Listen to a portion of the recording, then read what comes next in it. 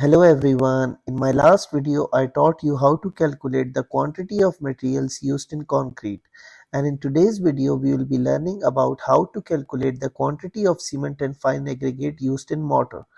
Understanding how to measure materials for mortar is important because it's used in various construction tasks like tiling, brickwork and plastering. For this example, we focus on a wall with dimension of 10 feet in length and 10 feet in height. We will measure the material needed for plastering this wall. Used a mixed ratio of 1:4 and a plaster thickness of ½ inch.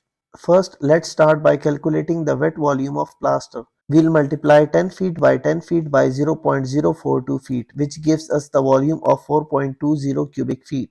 Now for concrete, when we convert the wet volume into dry volume, we multiply the volume by 1.54. However, in case of mortar, we use a different factor which is 1.27. So by multiplying 4.20 cubic feet by 1.27, we get a dry volume of 5.30 cubic feet. Next, we will determine the quantity of cement. The formula for this is the ratio of cement divided by the sum of ratios multiplied by dry volume.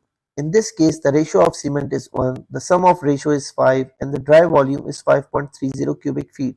Doing the math, we find that we need 1.06 cubic feet of cement. To find out how many bags of cement we need, we simply divide this volume by the volume of one bag of cement, which is 1.25. This gives us 0.85 bags of cement needed for plastering that wall.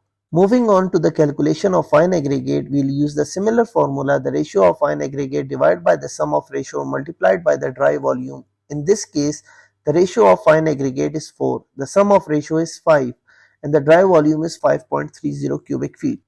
After calculating, we find that we require approximately 4.20 cubic feet of fine aggregate for plastering that wall. And that's it for today. I hope you liked this video. Thank you.